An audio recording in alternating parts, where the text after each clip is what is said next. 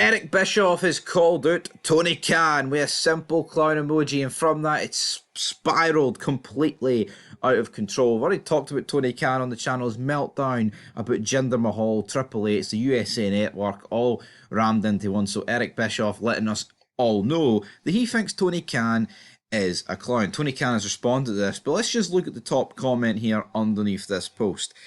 At Backup Hangman says, you punched up the WWE the moment Nitro became a thing. You hung your hat on taking shots at the competition. It was very effective for WCW. Why do you object to this? Right, you've got to look at the context of what Bischoff did. Now here, Bischoff saying that, oh look, Raw's giving that belt to that old decrepit jobber Mankind. And everyone tuned in, and that's pretty much where Nitro lost the Monday Night Wars. Bischoff's admitted that was a disaster. He should never have done that. That's exactly what he did. It was a mess. He shouldn't have done it, right? But when was Bischoff on Nitro, or Vince on Raw, or JR on Raw, or any of these heavy hitters on either show talking about the other guys, 28-1 record and how that guy, hasn't come back in a year, brother? No one's doing that. Tony Khan is claiming because Hook's got this 28-1 record that it's alright for him to have a title shot, which someone pointed out, by the way, about Abandoned. She came back to AEW after like a year out and she got a title shot. So where's the same logic? Tony Khan buried Mahal for exactly what he's just done on his show with his women's title. Again, it's ridiculous. Like, see Bischoff, right? I've watched a lot of the Nitros back then. I've seen all the references to WWE, not all of them, but most of them. And it's not like at any other point he's went, well, Goldberg gets title shots because he's got a streak. It's 50-0. Why are they giving title shots to Kane? He's the devil's favourite demon. He's only had 3 matches in 98 so far. Why is he taking on Austin for the belt? Could you imagine if Bischoff came out with that live on fucking Nitro? I mean, Jesus Christ, talk about garbage. Kayfabe, man, would have been out the window. Absolutely. But Tony Khan has responded to Bischoff with this tweet. It's a picture. I've no idea who the actress is, but it says, "Get out of my sight, you miserable has-been." And, to quote that famous saying, I would rather be a has-been than a never has-been.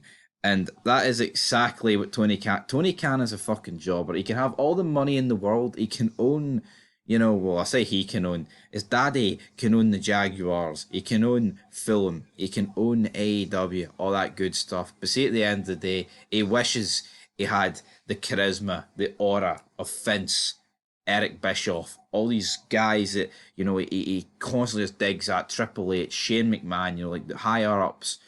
He's a bum. He's nothing short of a bum. Eric Bischoff did reply to Tony Khan, but see, actually trying to find the comments. Tony Khan and Bischoff just, going back and forth. If we actually look at Eric Bischoff's replies here, you will be able to see an answer. So at the end of the day, Bischoff has been getting hate from the AEW fanboys.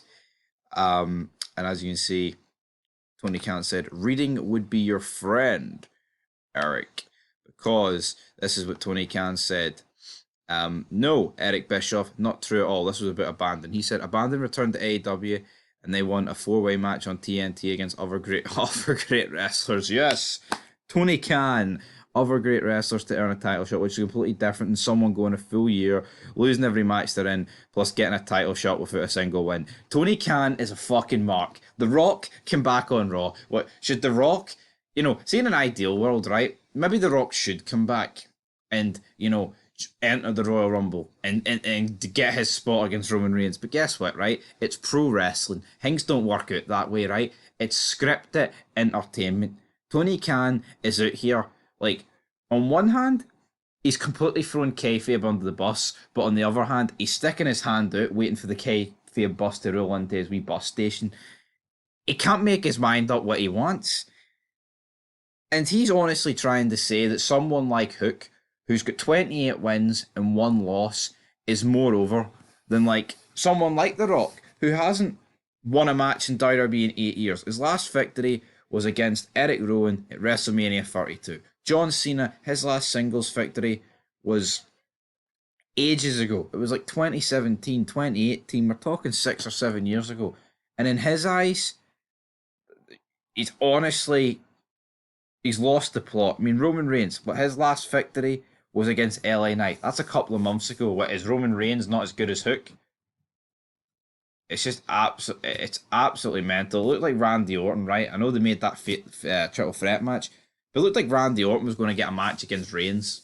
Is Randy Orton not deserving because there's someone on SmackDown who's got a record? They've only lost 3 matches in the past 6 months. It's ridiculous. Tony Khan is an absolute mark, and here he is. He's defending his actions. I mean, he's bashing WWE for giving Jinder Mahal a title shot.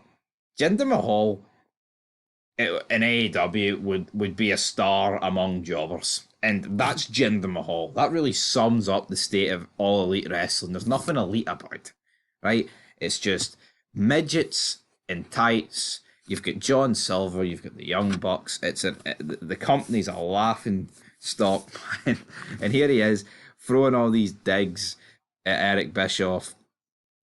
It's honestly, it is quite incredible what he's getting into. There's more replies here about Tony Khan. Let's see. Let's dive in to his replies because him and Bischoff have been going at it a lot. So Jeremy Lambert replied to Tony Khan. He said, Eric could have found this information on Cage Match. Tony Khan's responded by saying the irony. But we've also got, like, when Bischoff actually appeared in AEW, he was labelled as, like, a megastar in the wee graphics. So Bischoff tweeted this and said, the miserable has been one of the greatest wrestling executives ever. Tony Khan just throwing absolutely everybody under the bus. Like Ric Flair, right? He's not had a wrestling match. Well, I mean, I say he's not had a wrestling. He had that match last year, right? Let's just strike that for the record books. Is someone like The Undertaker who's retired, are they not allowed to appear? See if The Undertaker decided, you know what, actually, I want one more match at WrestleMania. Does someone on the main roster, like a Finn Balor, a JD Madonna, because they've technically got a better record over the past year, do they deserve the WrestleMania match? I mean, come on, Tony Khan. Come on. Wins and losses. They don't fucking matter, man. What about the storytellers in the ring? Like, honestly, the guy is an absolute mark. Him and Bischoff getting at each other. I like to see it. I like a wee bit of drama here in the YWC. But Tony Khan, he can put on his Tony Soprano shirts. He can stand in front of the Jaguar Stadium, but it doesn't change the fact the guy is a mark and a coke addict. So until next time, peace.